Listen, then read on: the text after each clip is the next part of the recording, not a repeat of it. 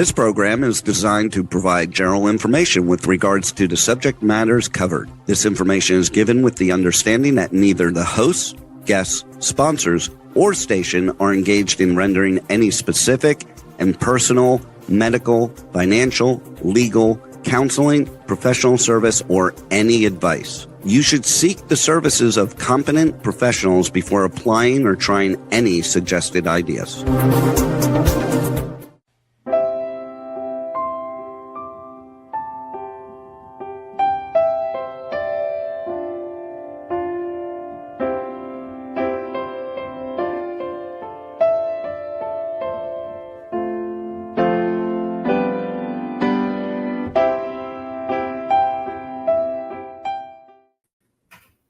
Hi, welcome to the Sound of Gold. I'm Lisa Eva Gold, and this is our Monday show. And if you've been here before, you know, and if you're new, just to let you know that my focus is on music, musicians, music venues, music teachers, and music schools.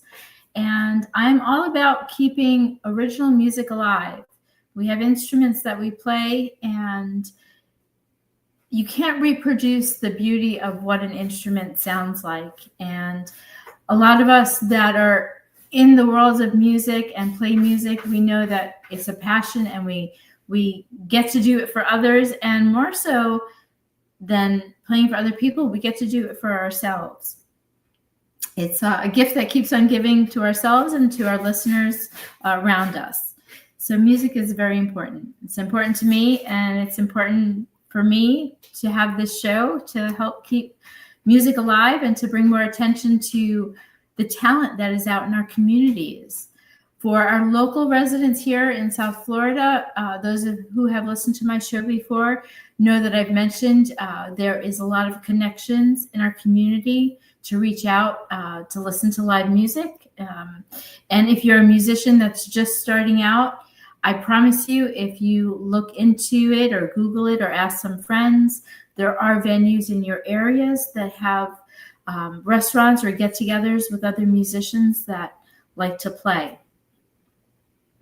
With that being said, I'm going to detour off a little bit and share with you.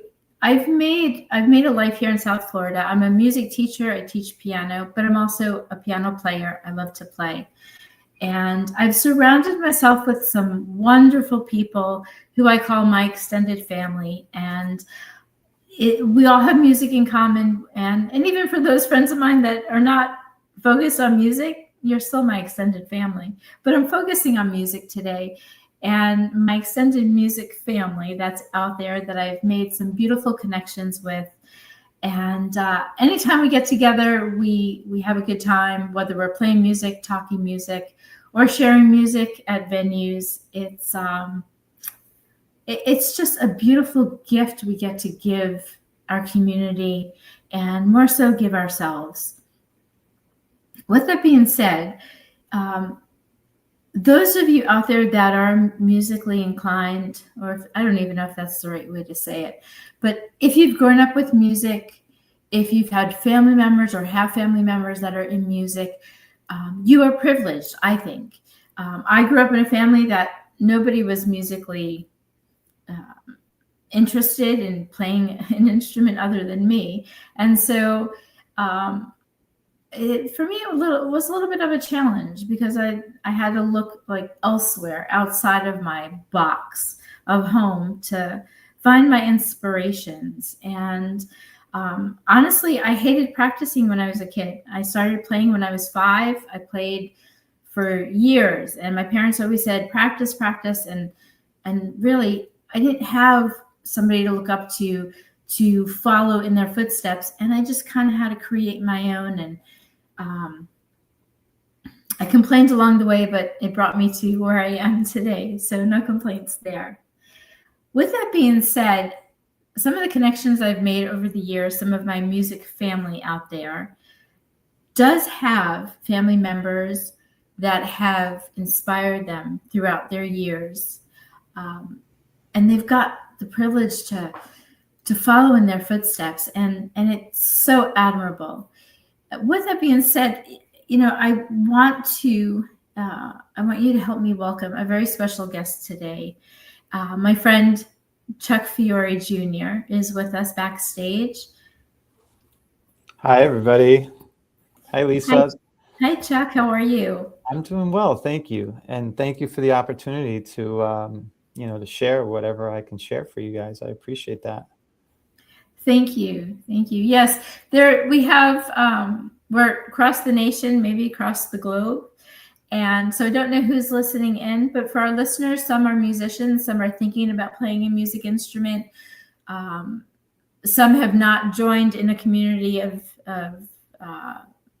open mics or venues, and some have. And so I want this to, I know it reaches whoever it reaches, and I just always think that when I have a show, I just want to be able to touch someone out there that maybe they learned something from our conversation that they didn't know before. And you play drums. Mm-hmm. You grew up also in a household where your dad was pretty much a celebrity, and you grew up in that household, and your dad was a dear friend of mine. Such a good man and such a great influence and inspiration. I don't know how far you want to go back. Like, I know he's been your inspiration your whole life, and how did that transpire into what you've done with your music world here and now, and where you see yourself going with that? Maybe I'm asking too much at once. No, that's great, and I'm willing to share the story from start to finish if you like. Yes, how much time we have, but yeah. I have awesome stories to tell. It started, I guess, since I was a kid. My father, even when I was born, I guess before I was born, he was a bass player out of Harrison, New York. And him growing up in his neighborhood, he had a bunch of musician friends that are all either superstar celebrities or close to it, that he just grew up that were his buddies in the neighborhood, which is incredible. Ron Viola is one of them. He's a saxophone player. Rick Marotta, if anybody knows about drumming and they don't know Rick Marotta's name, they should. Rick Marotta is a drummer that played with Steely Dan. He's on the song Peg. He played with Linda Ronstadt, James Taylor, and it just goes on. I mean, superstars, status he had. And then his brother, who was 10 years younger, who was good friends with our uncle, my Uncle Santi, was the drummer for Peter Gabriel in that song Shock the Monkey. And he was the original drummer for Orleans, and just a slew of like superstar players. And if you're not familiar with my dad, he played bass guitar for the Four Tops when he was 18 years old.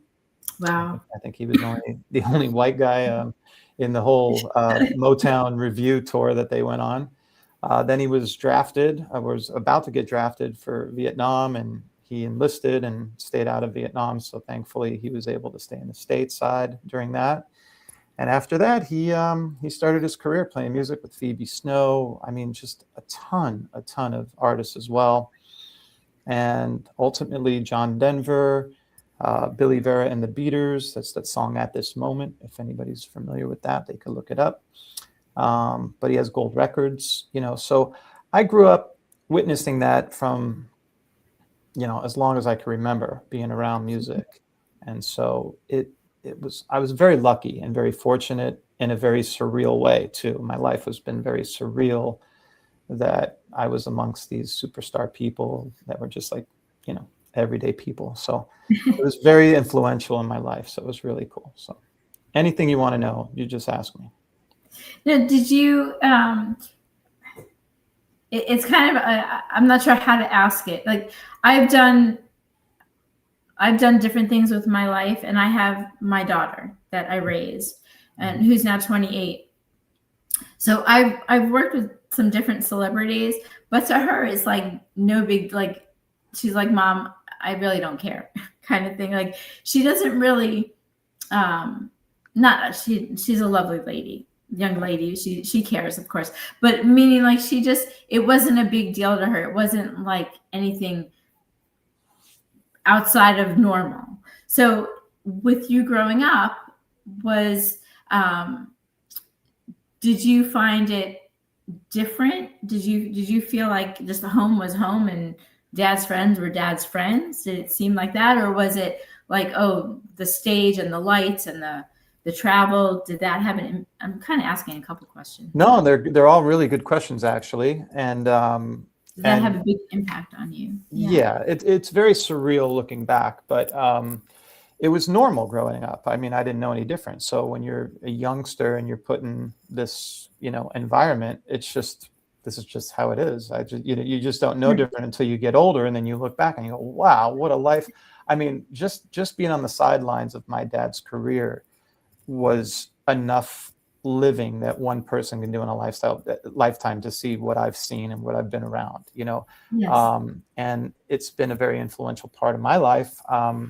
Naturally, the genetics of music just passed through me, and I didn't even have to learn how to play drums. I just had it in me. It was crazy. But to answer that question, like I remember stories, just to give you an idea, to put in perspective. My dad played for a band that opened for Linda Ronstadt, and Okay. I was 8 years old, and I remember being backstage, the lights, all of that scene going on stage, looking at 10,000 people clapping, and that energy was always so exciting to see. It was just like, wow, my dad's out there with the lights and people are clapping. It was like, this is really cool, and I remember being backstage, and because I was alone, because my dad was on stage, they put me in the room with Linda Ronstadt, who my dad's band opened for. And so Linda back then was just, so beautiful in the 70s. I'm 55 years old, just to put things in perspective. I'm 55. Yeah, so we're the same age. We're talking about the 70s here. And Linda was still young and vibrant and beautiful, and she always was. But I was backstage, and I just saw her and just like thought I had a crush on her. You know, at 8 years old, and I sat on her lap, and she kissed me on the cheek, and it was just normal. Like, I mean, that was just my life, and that played its part into so many different other bands and situations, and just real cool stuff. I mean, I'd be happy to go on and on. How long do you have? No, we have a little bit of time. Yeah. Well, if you have any other questions there, I mean, I could just start going and telling you stories. I'm pretty much an open book when it comes to that. But well, what was the time, or do you recall the time when you kind of found your instrument to play, or did you have the opportunity where you got to try all different instruments and yeah. Well, my dad, when I was young, when he wasn't playing on off, he worked at the Sam Ash, one of the original Sam Ash music stores in New York. And so I was growing up and, learning little instruments like you do in school, like the recorder, like tapping drums, they had the violins and all that. But when it came to trumpet, I really picked up the trumpet. And so my dad, I remember him buying me one from the Sam Ash store and, getting me all set up. And I started playing at school, and I just naturally had musical talent. Like, I could hear music and understand it. Maybe it's genetics or whatever. Some people have it, some people don't. It's just strange, but it was very natural to me. And whenever I had teachers teaching me, I picked it up very quickly, and I excelled. At one point, I was like the #1 chair player for trumpet in my middle school band and jazz band and all that. And when my teacher got wind of who my dad was, because he asked me, "Are you Chuck Fiore? I know a Chuck Fiore bass player that's playing with all these." I said, "Yep, that's my dad." So that gave me a little bit extra boost, I guess, a little favoritism too. So that helped. Sure. But I had to walk the walk and play the notes, and make sure I did my job right. But it was always nice to be a little bit in the shadow of my dad, to when it came to that stuff. So it was pretty cool. Did you get a chance to ever tour with him, kind of backstage, or yeah? What was that experience like? I could remember. I'll tell you a very interesting story. I think it was kind of like in those 70s, like the late 70s, maybe early 80s. I was maybe 9, 10, 11, somewhere around there. And my dad had moved to Los Angeles, and I was living in New York at the time. And so he would pick me up, during the holidays or whatever. And this one year he was on tour in New York City. And so he picked me up, and he was playing with, I think it was Nicolette Larson at the time. Mhm. Okay. And they had a tour bus, a really cool tour bus, with the decker bunks and all of that stuff in it. And I remember him telling me, I'm going to take you on tour with us from New York to Washington, D.C. And when we're done in Washington, D.C., I'll bring you back. So you're going to be on the bus with us. And I was excited, like, this is the coolest thing ever, to be on a tour bus at like 8, 9 years old, whatever it was, and to go out and be backstage at all these concerts. I just can't express how cool it was. And, I saw a few things, rock star lifestyle that a little kid probably shouldn't see, but I don't know if it's appropriate to talk about, but it was, but you grow up a little bit quicker when you see those things, but it was interesting either way you look at it. And I was able to be on a bus and with a band and see that lifestyle, like what you see in the movies or on TV. Sure. It's pretty accurate, and it's pretty cool to be an 8-year-old witnessing that and going for a ride on a bus with a rock band. And it was just very, like I said, it's very surreal when you think about, how I was raised and how I grew up around that, Sure. Yeah. I'm sorry. Were you going to say something? No. I mean, I could keep going. I could tell you interesting stories about really cool stuff too. I would go out to Los Angeles from New York. My dad lived in LA at the time, and he would send me on a plane to LA every summer to see him. And I would be around whatever he was doing. He was doing studio work. I was in the studio with him. Nice. When Billy and the Beaters recorded their album, I was in the studio watching 20 takes of one song over and over and over again, getting kind of bored as a kid, as you could imagine. And then I've also seen Kim Carnes. I don't know, you're probably familiar with who Kim Carnes is, Betty Davis Eyes, that song. Mm-hmm. He was playing with her. I was in a big, huge, sound studio when they were rehearsing. That band Sha Na Na was rehearsing next door. Back in the 70s, they were a big, cool TV show band. I mean, it was just crazy. And then he started playing with John Denver. And Billy Vera and the Beaters, and kind of simultaneously, and I got to meet John Denver, and what a sweet man he was. And I got Billy Vera and the Beaters. Billy Vera is still a very good friend of ours, and he may be watching. Billy, if you're out there, he probably saw this on my page. But these are people that have written songs for Dolly Parton. I mean, numerous kind of stuff. And they had their own gold records as well, So growing up around that was, again, I can't reiterate enough how surreal it was looking back and thinking about that now in my normal everyday life here in South Florida, that I was a kid amongst all of that.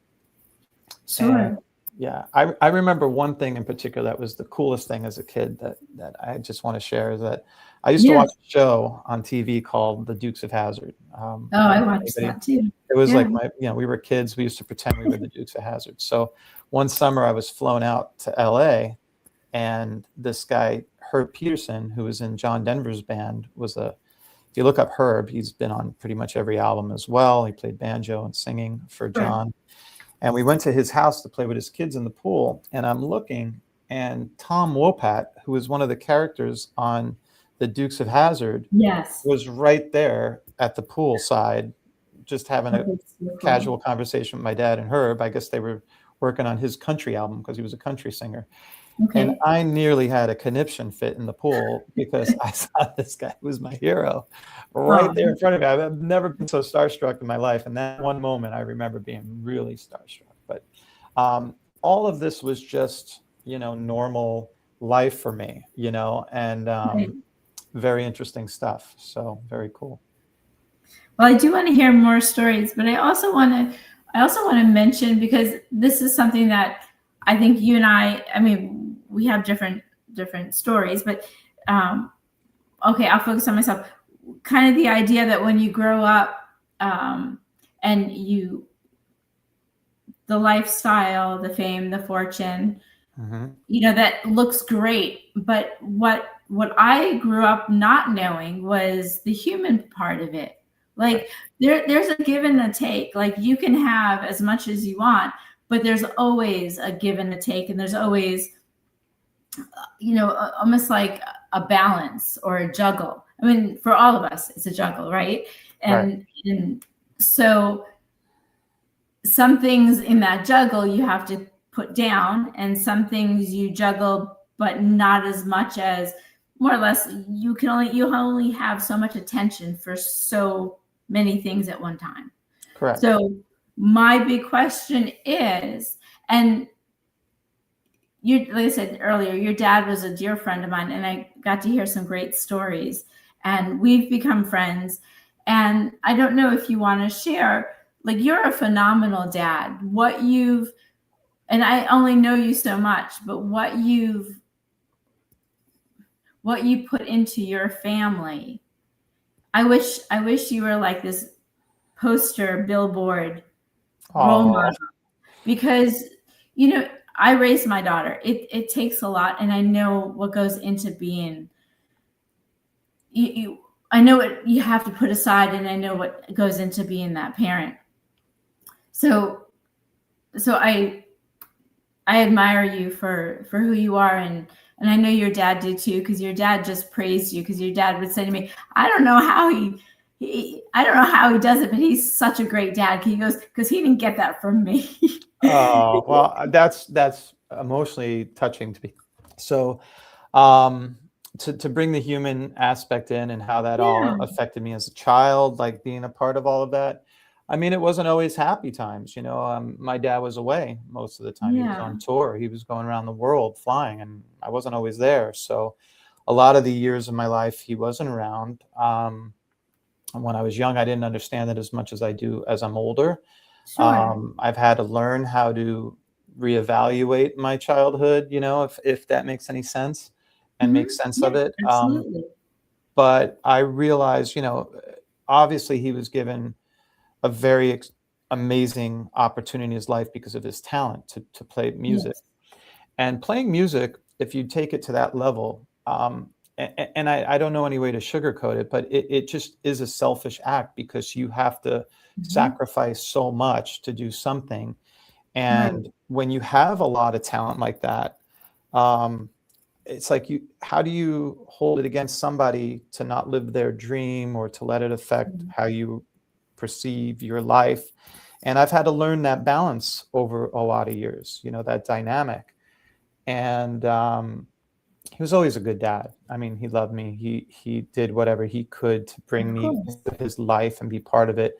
But at the same time, he loved being the person that he was as a musician. And think about it. How many people out there that play music would die for the opportunity for 1 minute to be on a stage for 60,000 people with John Denver, backing him up in Tokyo, Japan, with private jets picking you up and stuff.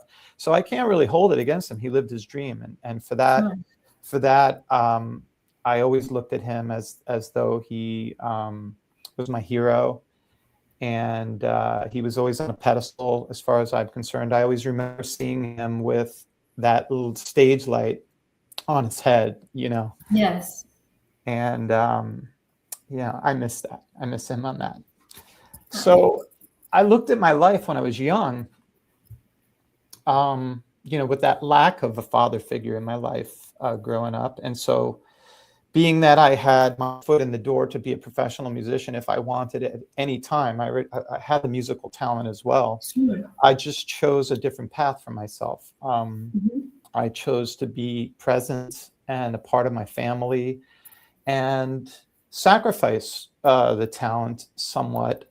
I do different things talent-wise. I've always been in the arts, so I design and build swimming pools, and I've had my own development construction company in the past, and I've always been creative and building or doing something related to the arts. So I chose a different path when it came to that. And my daughter is just, I had my daughter late in life, but man, to be a father is just the greatest gift ever. And I've sacrificed playing music to be a good father. I don't hold that against my father in any way. I just chose a different path for me. And ironically, my daughter is a singer, and she's singing solos in the upcoming Christmas concerts. And I don't even push that on her. She just is naturally, endowed with musical talent, I guess. So it's a very very cool thing. I love that. A couple questions, detouring, I'm zigzagging, I should say. That's okay. Your pool company. Yeah. What if our listeners are out there and be like, oh, hey, I need my pool redone? What is the name of your pool company? Where are you located? I am a sales manager and partial. I look at being one of the core people here at the company, but it's Pool Pros Builder, and you can go to poolprosbuilder.com. We build luxury pools, design and build pools is what I do. So we're in the South Florida area, or we're out of Coconut Creek, Florida, and we do everything from Coconut Creek to Naples to the Keys to Orlando. We'll take, if it's a good enough job, we'll take it and we'll build it.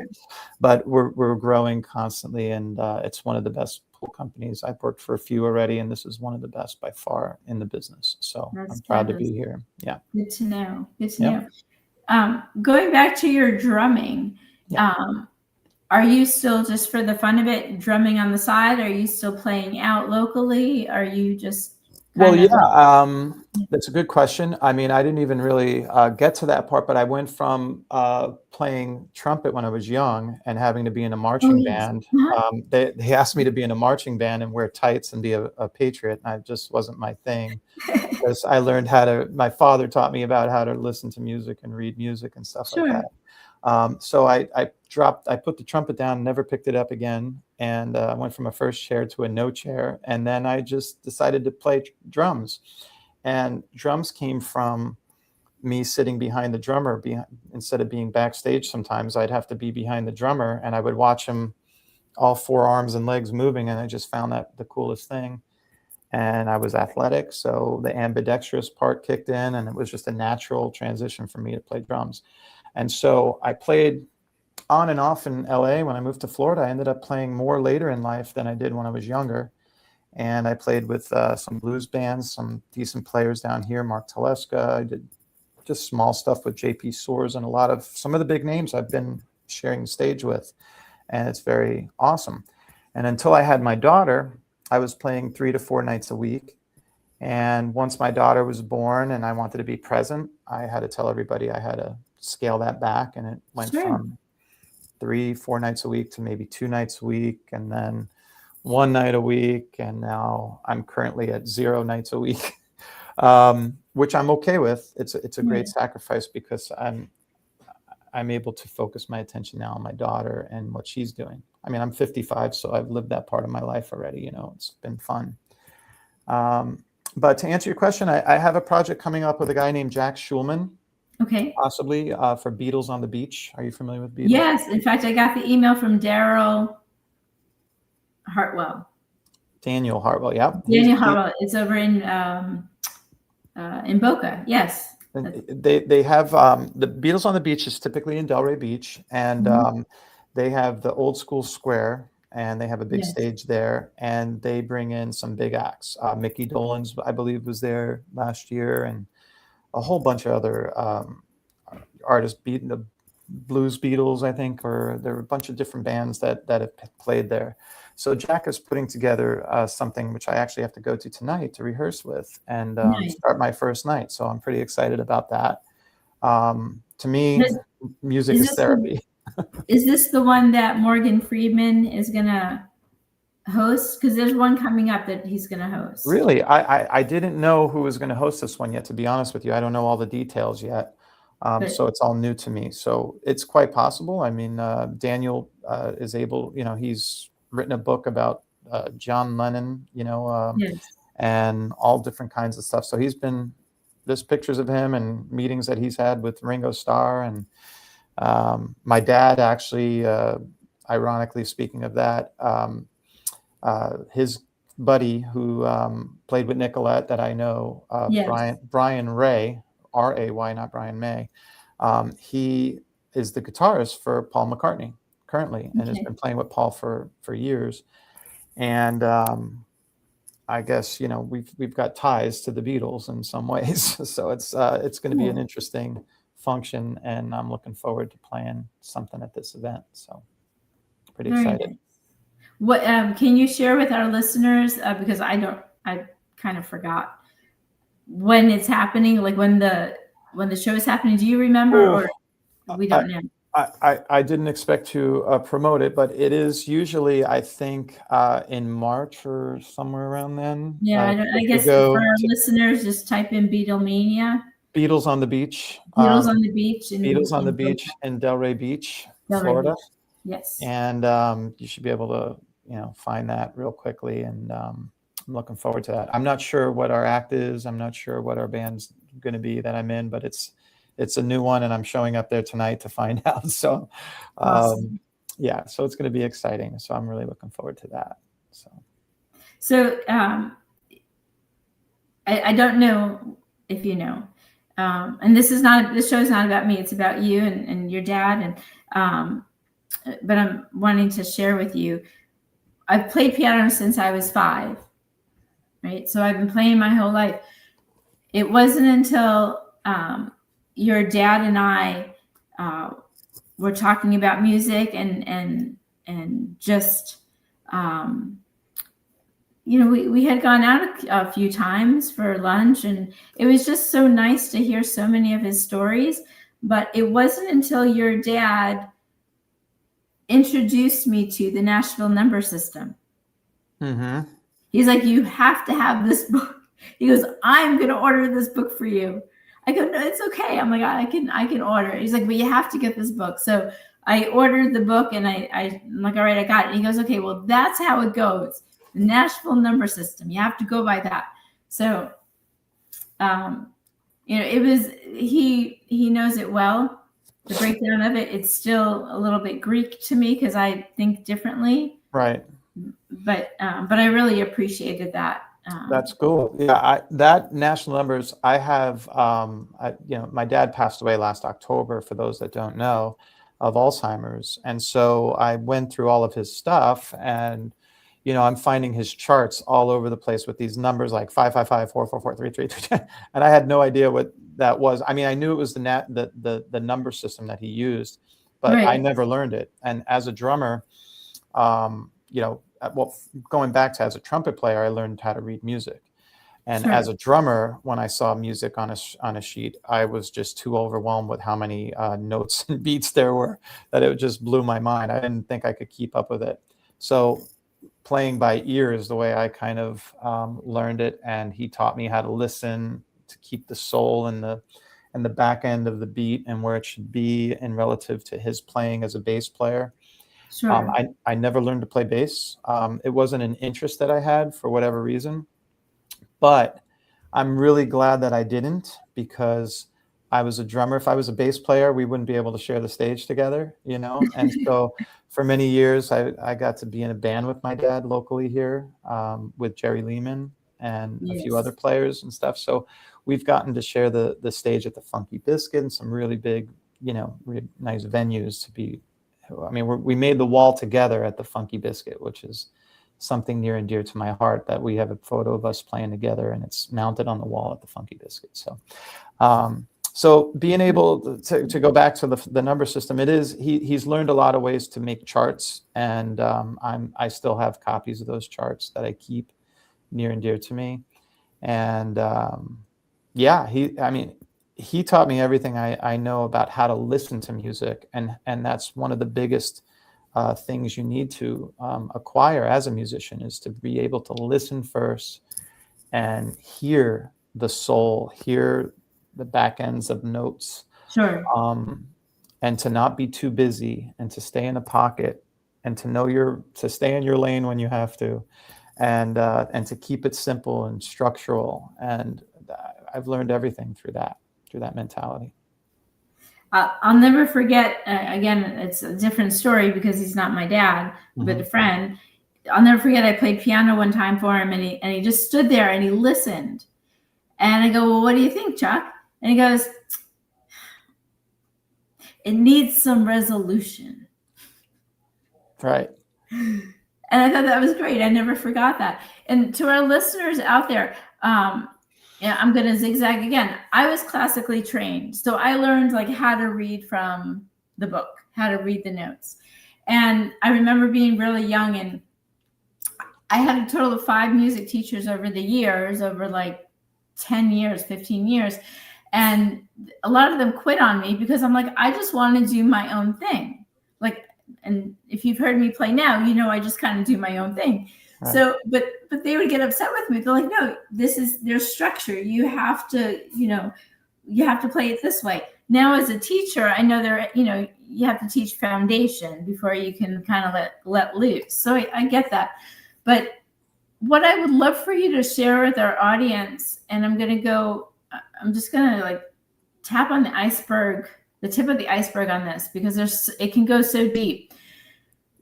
You've read music too. You can read music, but to listen to music and play, it's a totally different part of the brain, and it's a totally different way of playing, because it's not.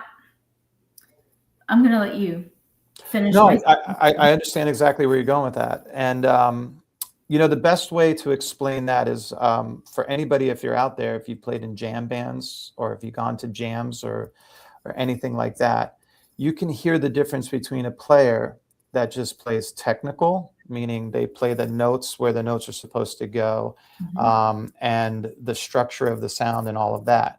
But when you hold a note a certain way, or bend a note a certain way, or put a note in a place that makes sense, but it's not busy, you're not playing too many notes, but you're playing the right notes, the right place in the song, just a comfortable place, it smooths the sound out, and it actually refines the sound and creates, you could definitely hear the more professionalism in that sound versus just tapping notes and playing them where they're supposed to go. Right. There's a big difference when you listen to a guitarist that is, you know, like a virtuoso versus somebody who's just, who may even be a professional, but is not at that level. And you could hear the difference of how people hold a note in the right place. And that's one thing my dad stressed, as you said. He wanted things to resonate. He wanted to place notes and hold them the right length so that they made sense and they filled in that space as a bass player. And he said that even with drums, you know, to watch your fills, make sure if your fills make sense, make sure they're on time, and that you hold even your cymbals, you hit your cymbals where they belong so they resonate to fill in that space. It was very similar. And bass and drums and rhythm guitar are the rhythm section of a band. And so they all are very important to each other and play off of each other. So it was nice to have that knowledge bestowed upon me as a drummer coming from a bass player. And I actually know some great drummers that are good bass players too, which is really interesting because it's a very rhythmic instrument. Yeah, that is interesting. Yeah. And what's crazy is that all musicians out there, we play because we have a passion for it, right? Because we've learned what we've learned, or we can just play by ear for some of us. The crazy thing that I'm in awe of is that if you tear it all down, and I played guitar and I played a violin, but piano is my instrument. And if you break all the patterns down and just look for like the one main, there's 12 keys, right? So there are thousands and hundreds, and I don't want to say millions, well, there might be, of songs out there, all created out of 12 keys. Correct. Yeah.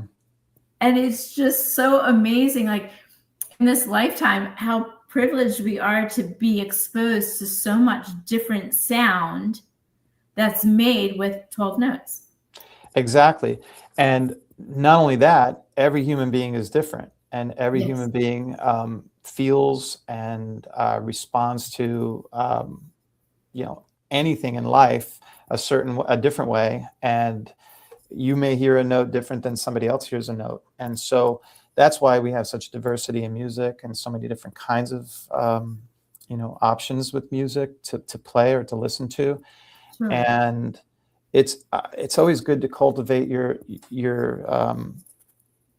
mind with as many different types of music, so that you can pick and choose in there to create your own. And sometimes creativity really comes from all those bits and pieces that you pick from everywhere.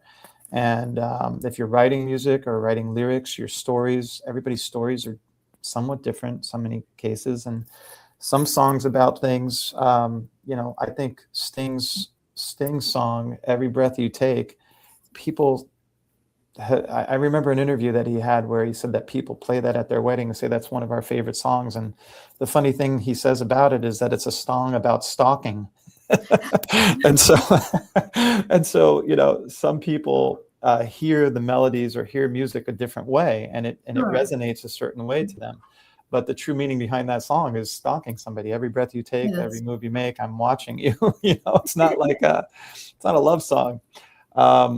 But it sounds like one if you listen to the melodies and the way he played it. And that's the genius between him and others, that he found a way to maybe mock music in a sense and make it different for the ear. But everybody receives music and plays music like it's their own language. It can be very different. Right. And there is the foundation. I'm teacher talking now. There is the foundation of it.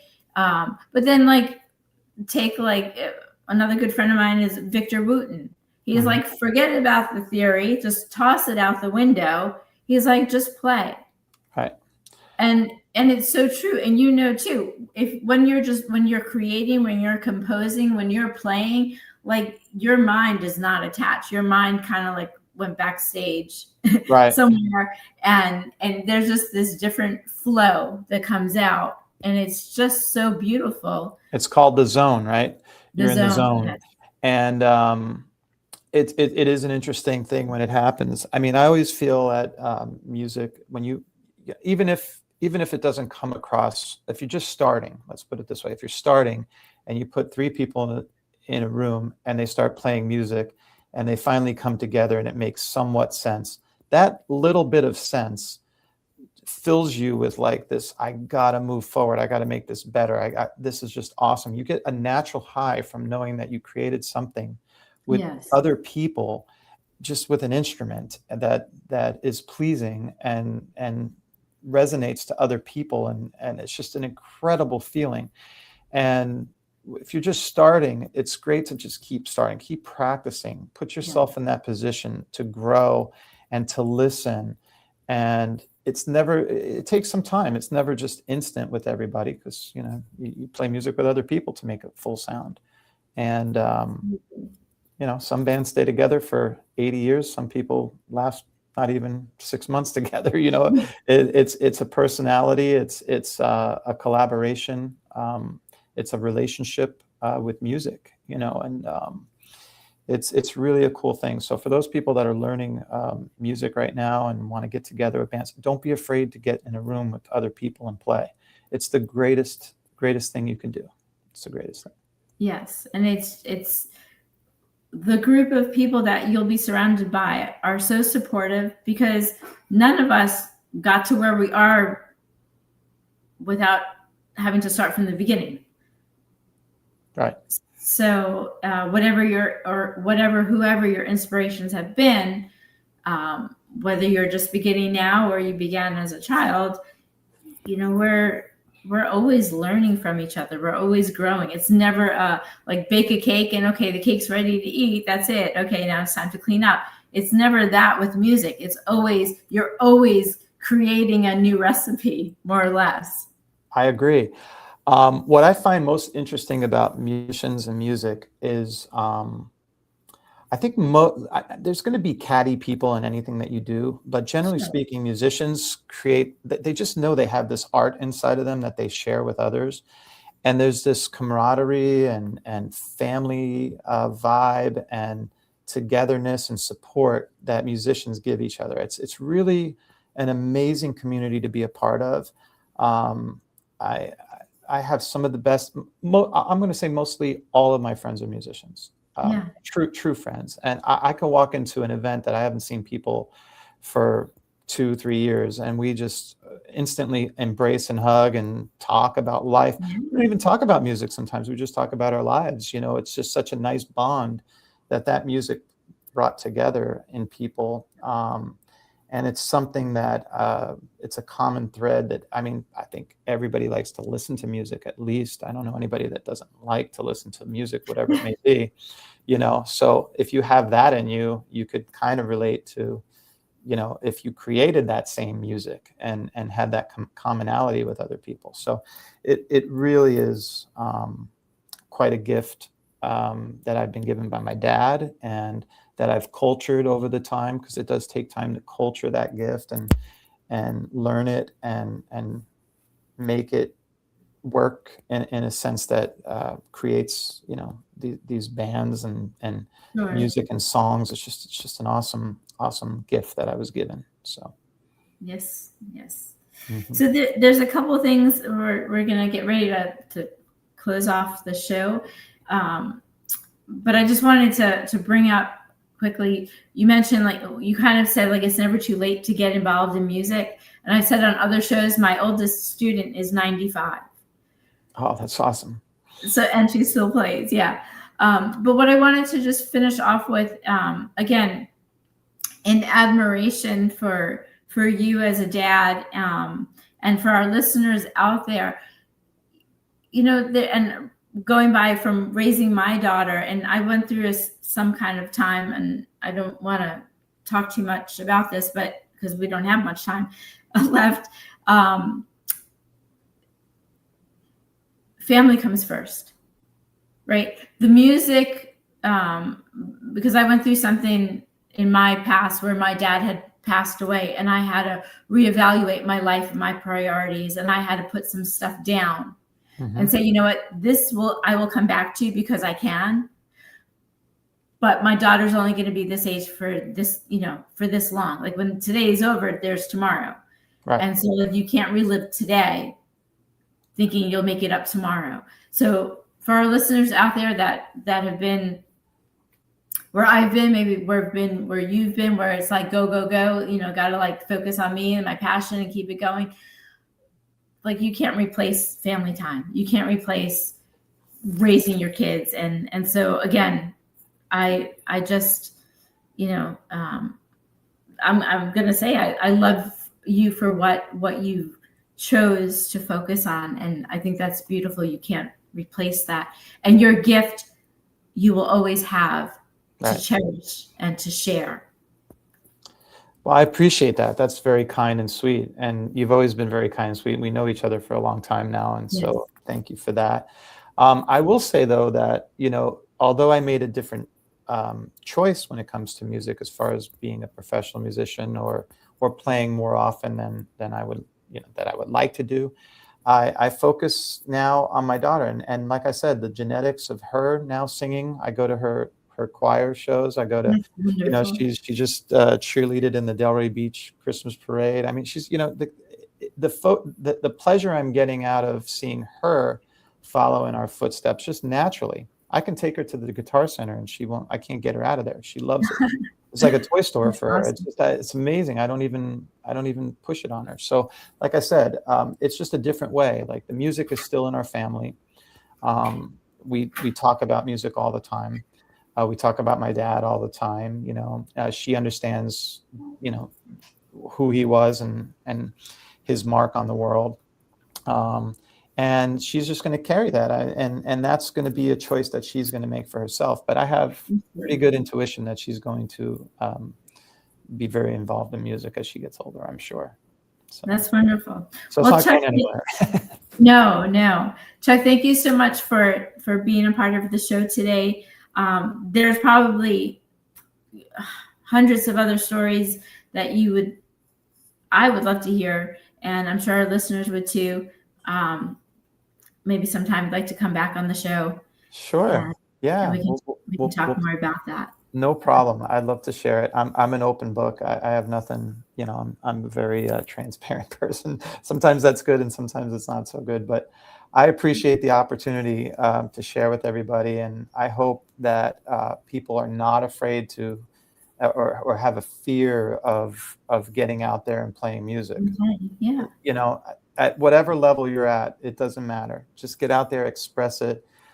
Playing music takes you to a different place. It takes you away from the problems of the world, and you get that time in your own head to focus on music. It just gives you a nice vacation from the reality of the world sometimes. Yes, yes. Well, on that note, thank you, Chuck. We'll continue to keep in touch. And for everybody out there, happy holidays, Merry Christmas, Happy Hanukkah, Happy Kwanzaa, and I might be forgetting some other stuff out there, but God bless, and may everyone have a safe holiday, and tune in next week to see who my guest will be then. Likewise. Happy holidays, everybody, and thank you again. Thanks, Lisa. Thank you have a great Christmas and New Year, okay? Thank you. You too. Okay. You too. Bye. Bye. Thank you so much for joining us today. That was Chuck Fiore Jr., and we got to hear about some of his dad's stories and some of his stories growing up.